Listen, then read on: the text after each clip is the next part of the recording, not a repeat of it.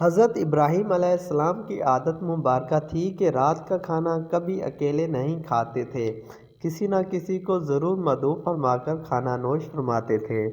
ایک رات حسب عادت آپ کسی مہمان کا انتظار کر رہے تھے کہ کسی نے دروازے پر دستک دے دی۔ آپ نے دروازہ کھولا تو دیکھا وہاں ایک 80 سال کا بوڑھا تھا۔ اس نے کہا کہ مجھے کچھ کھانے کو دے دو، مجھے بے حد بھوک لگی ہے۔ حضرت ابراہیم علیہ السلام نے خوش ہو کر فرمایا مرحبا مرحبا۔ اس آدمی کے ہاتھ دھو لیے، اس کے سامنے کھانا رکھا اور کہا بسم اللہ کیجیے۔ وہ بوڑھا بولا میں بسم اللہ نہیں پڑھوں گا کیونکہ میں مجوسی ہوں۔ حضرت ابراہیم علیہ السلام نے غصے میں آ کر کہا کھڑے ہو جاؤ، میں مجوسی کے ساتھ کھانا پسند نہیں کرتا۔ وہ بوڑھا چلا گیا۔ ادھر پلک جھپکتے ہی حضرت ابراہیم علیہ السلام آئے اور بولے اللہ نے فرمایا اے ابراہیم علیہ السلام منکر تو وہ ہے میرا ہے، میں نے تو 80 سال میں کبھی بھی اس کا رزق نہیں روکا، 80 سال سے وہ میری نافرمانی کر رہا ہے، مجھے نہیں مانتا، مجھ پر ایمان نہیں لاتا، لیکن اس کے باوجود 80 سالوں میں سے میں نے ایک دن بھی اس کو بھوکا نہیں سو لیا۔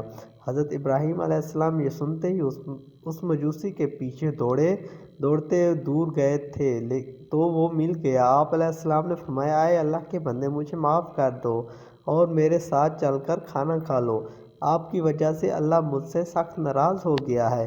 مجوسی بولا کہ کون اللہ؟ آپ علیہ السلام نے فرمایا وہ ذات جس نے ساری کائنات کو پیدا کیا، اللہ وہ ہے جس نے ہر شے کو تخلیق کیا اور خوبصورت شکل میں ڈالا، اللہ وہ ہے جو تمام مخلوقات کو رزق دیتا ہے، جس نے تجھے اور مجھے اب تک زندہ رکھا ہے۔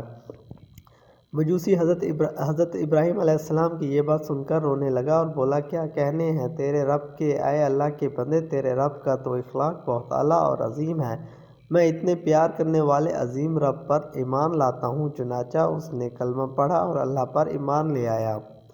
عزیز دوستو، ہمیں نفرت گناہ گار سے نہیں بلکہ اس کے گناہ سے کرنا چاہیے۔ جو کوئی بھی انسان کسی گناہ میں مبتلا ہو ہمیں اس سے نفرت نہیں کرنی چاہیے بلکہ اس کے لیے ہدایت کی دعا کرنی چاہیے۔